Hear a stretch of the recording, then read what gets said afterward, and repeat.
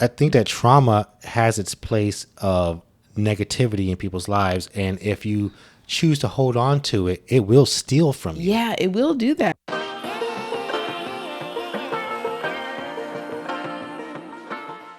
Another question you can ask yourself when ready for remarriage is, are you willing to redefine yourself? That's a great one. I like that one because redefining yourself means that you are taking the reins and you're making the change yourself. You're not depending on someone else to change you or being mad because something else is causing change in your life. You're saying, you know what? I know that I need to make some changes to be a better person, to be a better husband, spouse, wife.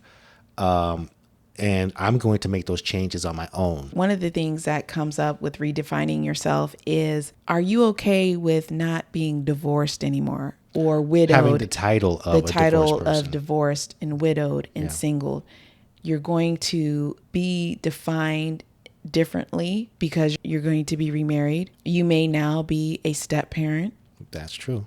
Yeah. That's going to be a big thing. You could be remarried and you were never a parent. That's what happened to me. Yeah. Yeah. You weren't a parent. I was a at big first. sister, auntie, all of those things, but I never was a step parent until I got remarried. So you're going to be redefined and your relationships may be redefined.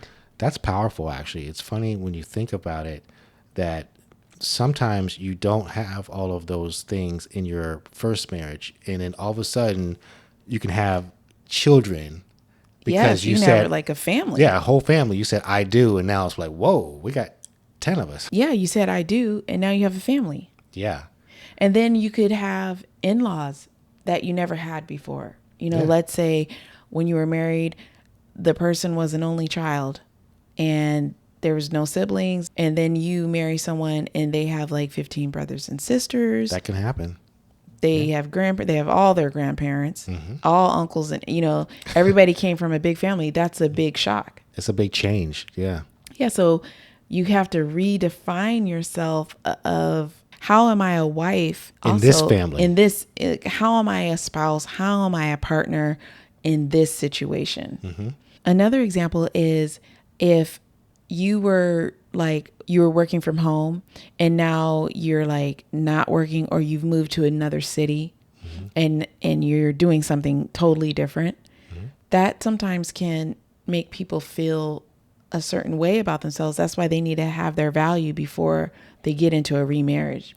Yes, you have to know who you are before you get into your remarriage, because you don't want your emotions changing like the wind or the sea just because other people are changing or not doing what you think they should be doing. Or the situation around you has changed. Yes. So you know your value, but you can redefine yourself, meaning adding on to yourself, not taking away. It's an and, not an or. Right. So you are who you are. You feel good with yourself. And now you can redefine yourself as, I am this person and I am this person. Yes. I am this and that. I think we both were pretty good with that. I wanted to state or reiterate what you said of understanding that it's an and not an or, because I'm not sure that when I was going through my divorce at the time that I understood that I can have this and that, and both of them can be good. Like, what do you mean? What I mean is that I can have or be a new husband and be a new father, and they both can be good. I can be a good father, I can be a good husband at the same time in this new relationship that I'm in now. So you're saying, like, even though for you, in your situation, in my situation, yes, you were a different type of dad because now you weren't living with your kids. Is that what you're saying? Well, and you still could be a good dad. So I was living with the kids, and then I wasn't when I went through a divorce. Right. And so that was pretty tough. And a lot of fathers actually go through that season of the divorce where they don't see the kids, or they see them every other week, or they see them for only a few hours during the weekend, whatever it may be. And that might not feel so great for them. But yeah, so I felt like now I can have a new wife, a new family because we have children of our own. And so we created more children in this relationship. We're just talking about our personal relationship. And so I can be happy in this relationship, happy in our as a father, and I can have both of those. Yeah. I can have both, and not or. And, I witnessed a lot of your redefining stages because, like you said, at one time you were a dad in the house. Then you had to be a dad outside of the house. Yes. Then you had to be a dad with a new wife. And that is something that everybody goes, in the family kind of has to adjust. Yes. And then you were a dad with new children, Yes. with a new wife, and you could still be a good dad through all of that to all of your children. And my new wife. Yes. Well, you weren't a dad to me, but I can be daddy. You know what I'm saying. But you can call me daddy.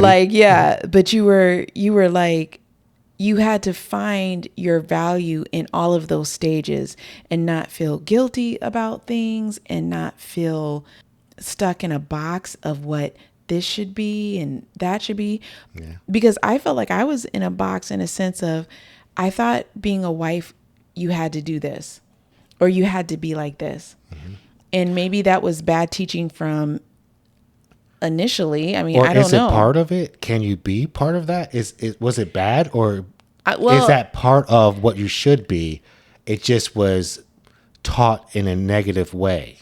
Because it wasn't giving the whole pie. It just was a piece of the pie. I think it was just not giving a personalized pie. Like you can do those things and you can be personalized to your husband. Exactly. So when I wanted to be married again and now I have a new spouse, a new husband, I was not sure about the personalization part.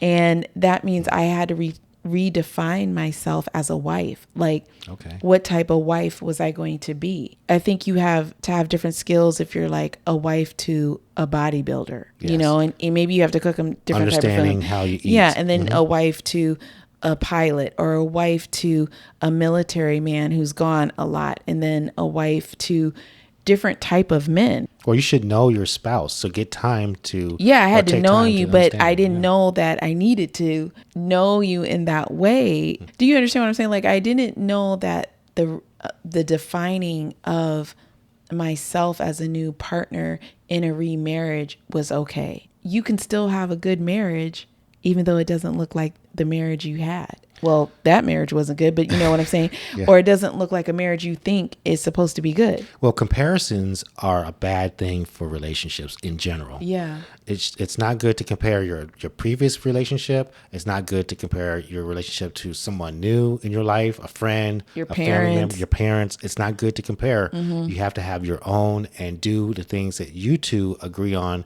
for your relationship and learn as much as you can. That's the only thing that I think you can really do is how much are we learning together to make this marriage grow. And I think that's what our counselors, our wise counsel helped us. Yeah. To be okay with redefining ourselves as a couple. Yes. Being this new couple. We're not the couple. We're not who we used to be. We're not who we used to be. Yeah, we weren't. Yeah. We had changed. And whether we wanted to go back to the old D and Aki, before we to me it's not even worth it to go back. College D and Aki or young adult, whatever we thought we were reverting back to. The good old days. Whatever is the good old days. Yeah. You don't have but to, they were like, the days ahead are going to be good. Exactly. They're going to be much better. But like you said earlier, I didn't realize or have forethought or foresight in understanding that days that are good are in front of me. Yeah. You're just like, man, divorce and heartbreak and all of those things just make you feel like, man, it was so good back in the day.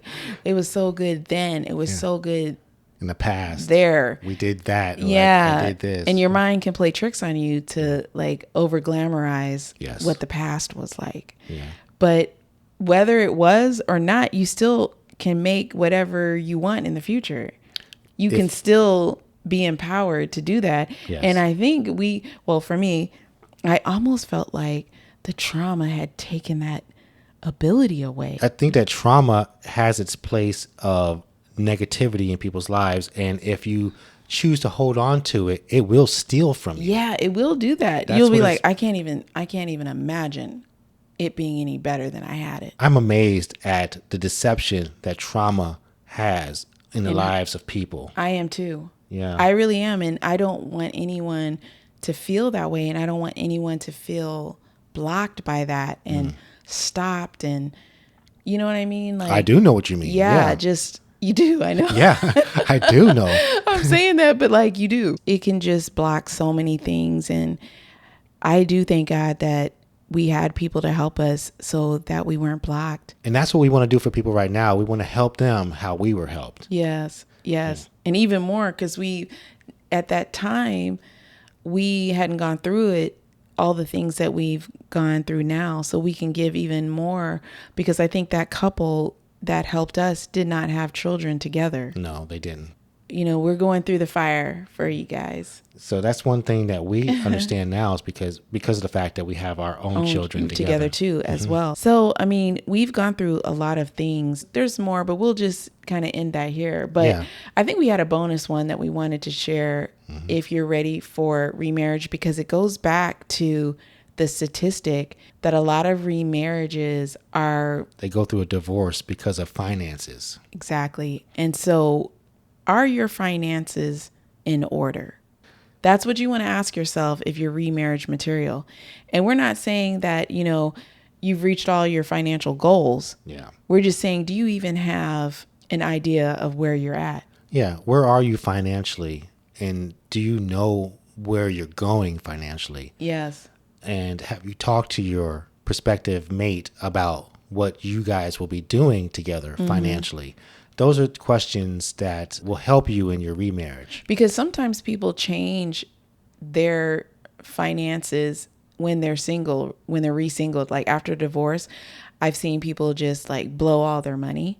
I've seen people get into a lot of debt, not because they wanted to, but because of the situation. Well, they're blowing off steam. No, much. not that part. I'm saying there are some people who get into debt because their spouse may have been the breadwinner, and now they can't afford certain things that they need for the kids or whatever, and they're going into debt. You know, that's not something that they wanted to do or that they chose to do, but those things can happen sometimes, or a debt was passed off onto them. Well, that happens during divorce. Yeah. Debts are passed around. Yeah, like, and so whatever it is, one thing, you don't want to have shame about it. And most people who are real and have been through it, they understand. Like when you expressed your financial situation to me, one, I was glad that you knew it, like you understood it. And two, it was like, well, you know, now you're paying child support. Now you're the sole provider of rent and expenses, all of that, car note, all of that. There's no splitting it. No, giving to another household. That's a lot. It is a lot. So, you know, your discretionary income changed. For me, I mean, I was like completely wiped out. So my finances were kind of easy, zero. I mean, it wasn't. Well, it was zero. I mean, it wasn't zero in the sense of like I had nothing else going, like other things, but like my daily income at just things that I had saved up for. Well, basically, I would like to say it's starting over. That's basically what you were doing. It was starting over. Yeah. And both of us, we were talking about where we were. It didn't matter where we came from. I mean, what had happened, what we had or didn't have in the past. It really was where we were right then and then where we wanted to go. Where are we going? And how did we want to deal with that? Like, how would we budget in the future with, you had new expenses? Well, child support is a large expense for a lot of men who go through a divorce. And so understanding a woman who marries a man who has been divorced and he's paying child support, she needs to be an understanding woman. Yeah. Because that's coming out of her house And how and going to another woman's house. She needs to understand that he has an obligation that he has to pay. She decided that she's going to be a part of that when she made the decision to be his woman. No one should be surprised if both of you are looking to be remarried and had been married before and there was kids involved in all of this. There shouldn't be a surprise about it or any shame about it. This is what I received. This is what I have to spend out. This is what we're doing.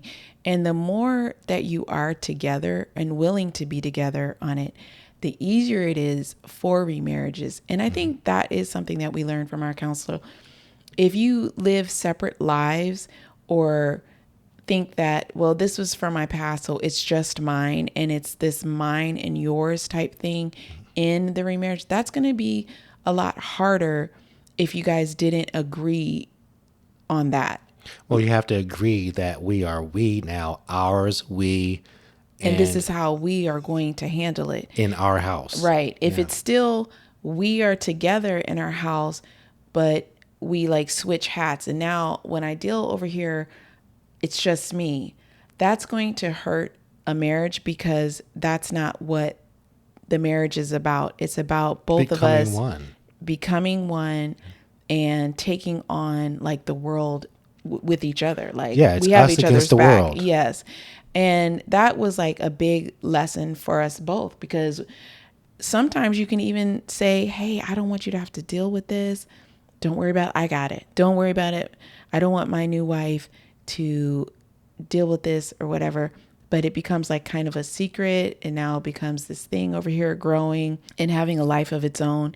And you really don't want those aspects in remarriage. You want to have open conversations that help the marriage. And everything open helps the marriage. Everything open. With each other. Yeah, you're saying everything open helps the marriage. You're correct. Because anything that's in secret is not going to help the marriage. Especially for remarriage. This is because both people still have that residual pain, betrayal, hurt, whatever it is. Yeah. And a wound. And you're working to release it. You're constantly working to let that go.